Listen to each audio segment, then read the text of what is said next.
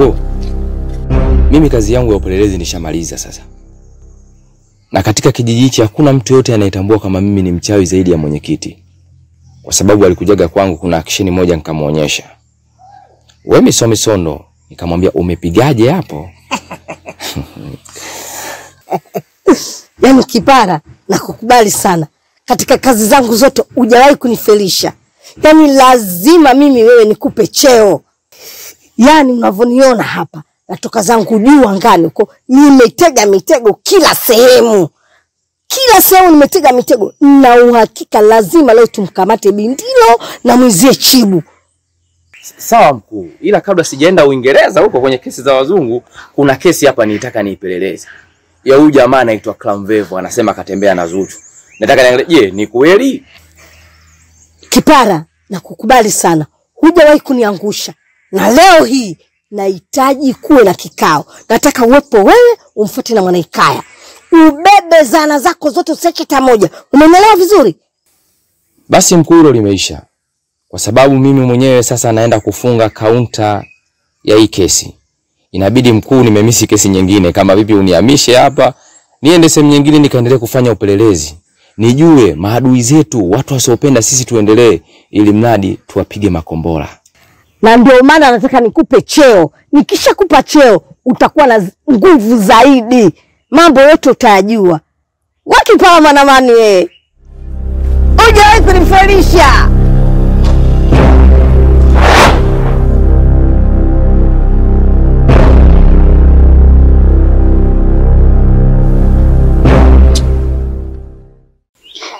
Watu wenzako wanachukua nywele, wao kakimbilia weupe. Ungechukua nywele zangu ungeenjoy. Sasa ndio hivyo. Nywele tu za kutoka. Nywele gani? Nywele zinakata vidole kabisa ukisuka. Kwa hiyo usiniambie hapo sasa hivi umekata vidole. Nishachoka, yani mstari wa kwanza tu tayari. Lakini mama, mimi sijapenda ulichonifanyia. Mimi nampenda Moga. Yaani hayupo nyumbani kwao. Na ni siku nyingi nimemtafuta sijamuona. Nimeenda kwao nimeambiwa kwamba hayupo, ameondoka tu bila sababu. Kwa hiyo unaniambia mimi ili weje? Kama kuna uwezekano unasaidia kumtafuta mama. Hivyo una kichaa? Ulimwona wapi mtu anamtafuta adui yake? Niliongea kwa maneno, hukutaka kunisikiliza. Sasa hivi nimefanya kwa vitendo. Umefurahia? Mama, lakini tambua mimi nampenda. Kwa mshenzi nini? Hauna mada za kuongea mpaka kuzungumzia upumbavu huo. Na kukusuka kwenyewe na achili ya mbali, usinichanganye mimi. Kwa mshenzi nini? Basi mama nisuke. Ukitaka nikusuka utulize koma, uache kuongea upuuzi wako. Na kuacha sasa hivi. Kichwa changu chenyewe unakijua.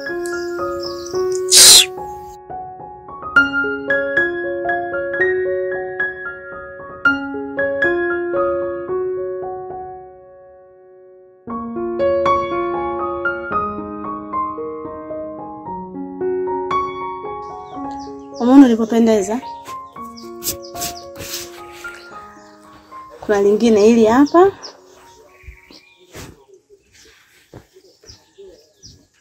Nzuri. Unajua kuchagua. Afu rangi yangu ambayo nimeipenda sana hili hapa.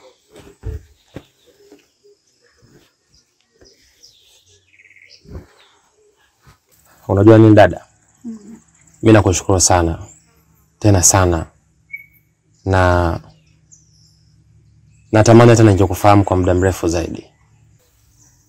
Usijali. Utaendelea kufurahi zaidi hapa. Basi sawa. Alafu hii nini sisi? Unaona hii? Hii hapa ni rangi nyokupaka. Ukiziosha tu ndevu zako zitageuka kwa black. Yaani utakuwa na mvuto zaidi ya hapo. Kutoka nyeusi sana. Sasa sawa. Wajukuu zangu, mimi leo natoka tena. Bibi unaenda wapi?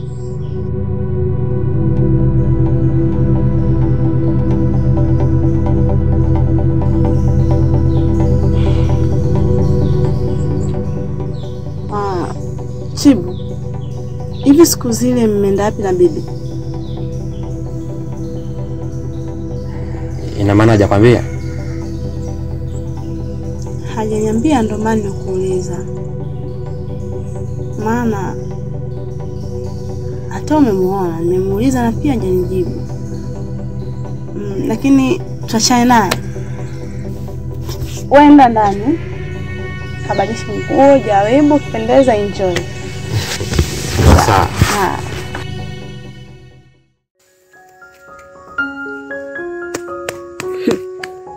Nataka nikufunge leo. Wewe useme hiki nini?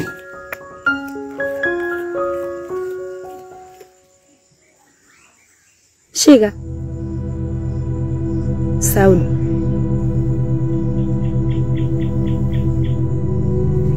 Mbona kama hauko sawa? Una tatizo? Semeni. Mimi kuna kitu ambacho hakiko sawa.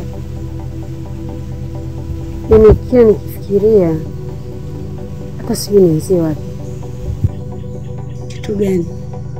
Mimi ila naomba hiki kitu simwambie mtu yeyote. Usijali. Ushaniambia vitu vingi sana na vyote nimekaa navyo. Unakumbuka yaliwahi kunitokea mambo makubwa kwa sababu ya mimi kusema vitu. Na kuomba na nikikwambia kitu simwambie mtu. Ondoa hofu. Yaani mume wangu mimi nimemshuhudia kwa macho yangu akiwa analoga. Kologa? Ndio. Kumbe mume wangu siku zote tunakaa naye, mume wangu ni mchawi. Sauda, haiwezekani. Kwa hiyo wewe unataka kuniambia Kipala yuko pamoja na ule bibi? Nadhani itakuwa hivyo. Kwa sababu ni jana tu nimetoka kumshuhudia akiwa anaongea na mwenyekiti. Hili ni tatizo Sauda. Na hili kulitatua hili inabidi tulifikishe kwa diwani. Maana kama mwenyekiti ameshindwa kutusaidia, tunapeleka wapi matatizo yetu? Yaani hapa inatakiwa mguu wako, mguu wangu mpaka kwa diwani. Kwa sababu inaonekana tayari tumeshazungukwa na wachawi. Kila tunapopita mchawi, tukimwangalia yule mchawi, tukimwangalia yule mchawi, wewe unafikiri tunafanyaje? Ina maana tutashindwa kuwa na amani katika kijiji chetu. Tunawezaje kulifumbia macho hili swala? Twende kwa diwani. Semeni. Mwenyekiti mwenyewe nilishuhudia kwa macho yangu akiongea na Kipara na Kipara akamtokea kwa nyuma yake. Haya, diwani tutusaidie nini? Na ndio maana nikakwambia kama mwenyekiti ameshindwa kutusaidia kwa sababu na yeye yupo kundi moja na wale, twende kwa diwani, uenda kule kuna usalama zaidi. Hatuna chaguo. Sawa. Ila sijui. Twende, hapa hakuna kulaza damu. Tuinuke sasa hivi na tuondoke.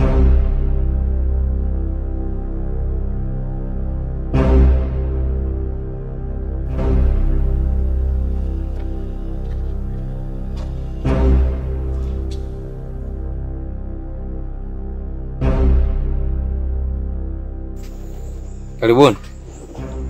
Asante. Sasa hivi Salama kwema?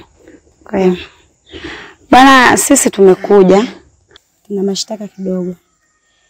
Na imani sitaweza kuongea kwa muda mrefu sana kwa sababu naona majukumu mengine. Kilichotuleta hapa ni kuhusiana na mambo yanayoendelea hapa katika kijiji chetu.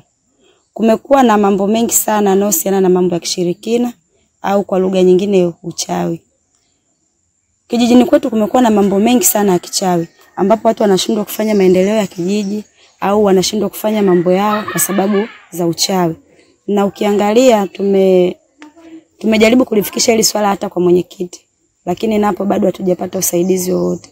Kwa hiyo kwa kuwa tumeshindwa kusaidiwa kwa mwenyekiti au ameshindwa kulitatua hili, tumeona bora tukuletee wewe. Tuna imani wewe kama diwani wetu unaweza kutusaidia hili. Aha. Sawa, mimi nipokee taarifa, lakini ingawaje taarifa hiyo imekuja sema ambapo niseme si sahihi kutokana na taratibu za kiuongozi, kwa sababu mimi ni diwani. Kiuhalisia mimi ni kiongozi wa kata. Na hili jambo litakiwa lianze katika uongozi wa kijiji. Ila kwa kweli limefika kwangu, mimi niseme nitalishughulikia.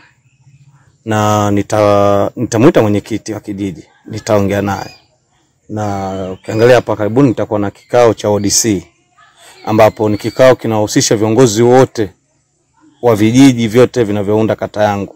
Kuanzia wenye viti wa vijiji, mtendaji wa kata, wataalamu kwa maana maafisa vilimo, mganga mkuu. Sasa kwa kuwa hili jambo nao mmelileta, niseme kwamba nitaliingiza kama agenda kwenye kikao hicho. Na nitawaita baadhi ya wazee maarufu hapa kijijini. Tuangalie jinsi gani ya kulitatua hili jambo. Kiukweli mambo yamekuwa hayapendezeshi. Sawa jamani? Basi sawa, sisi tunakutegemea katika hilo. Tuna imani hautatuangusha. Mimi nishukuru kwa kunielewa, ila niwasihi kitu kimoja. Kwa muda huu bado tunatafuta ufumbuzi, kuweni na amani, kuweni na subira. Msiende mkaja mkasababisha taharuki katika jamii. Sawa? Tunakutegemea.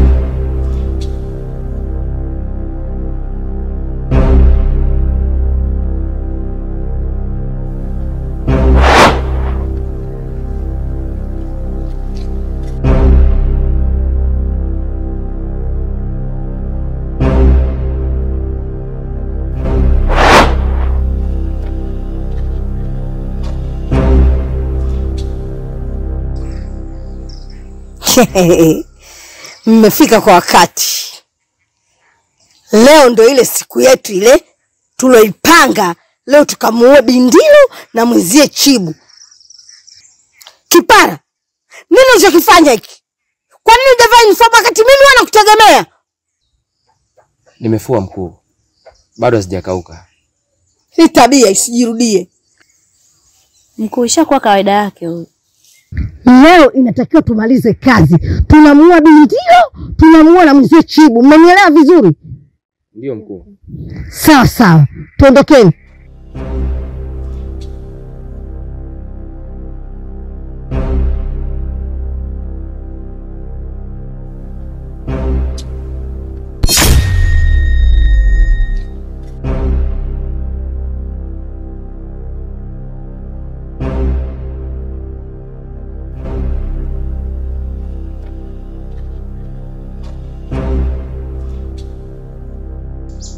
Nye, kuna mtu hapa agongi vizuri Atakuwa Kipara tu huyo, nani mwingine? Mbona mimi nagonga? Au mkuu hujaoga? Twendeni tena tupate kuondoka, muda unaenda.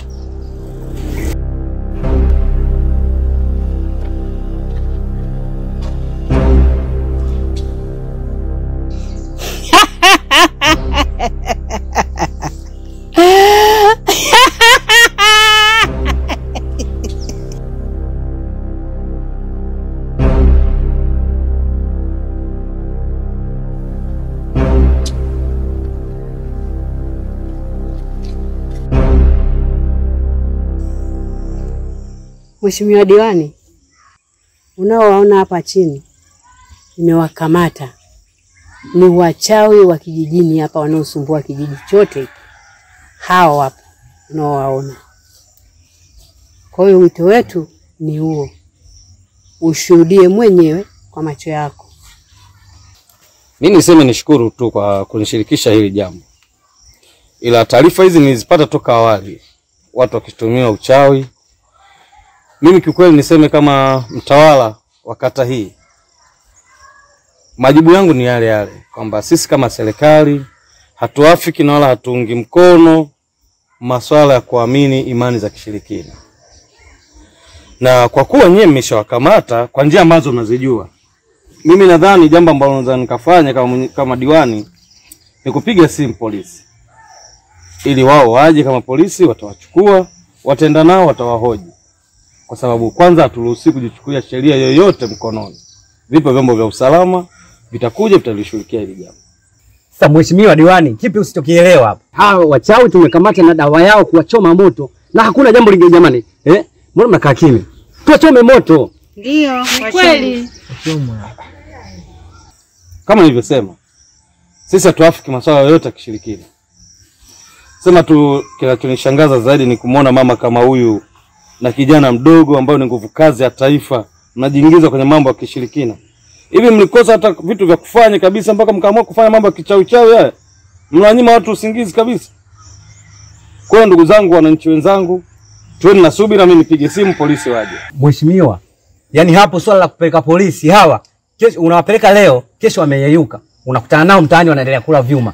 Mheshimiwa bwana, unatupotezea muda. Hawa ni kupiga moto tu, dawa yao moto. Hawa ni wachawi. Jamani, kakosa. Hata sijamuua Chibu.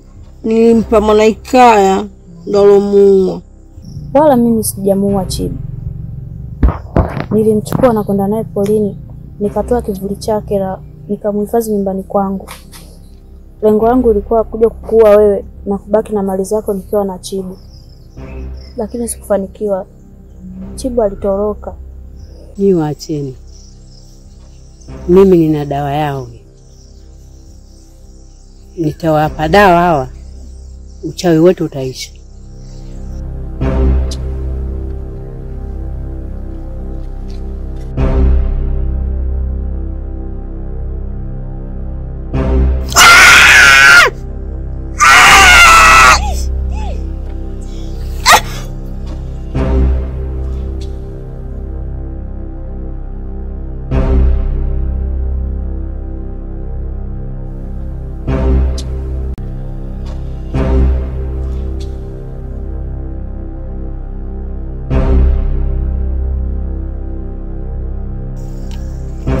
Wananchi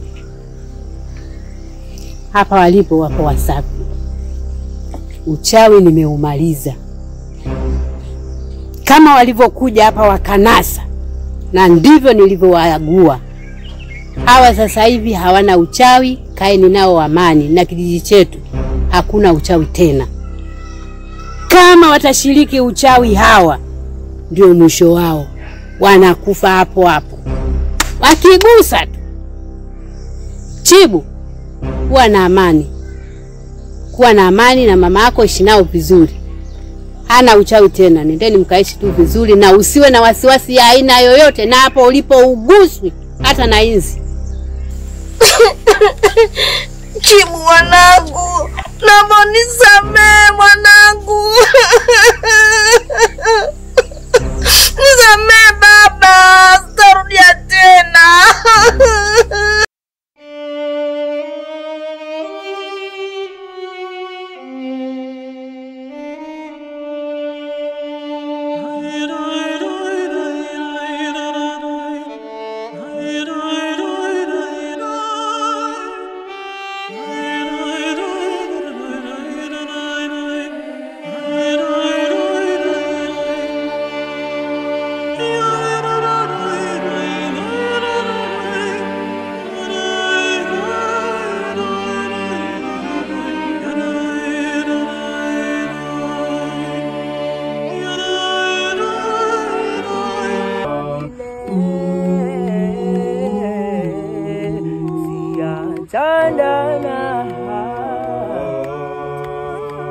Bazamilu za kanisa ai bashule ka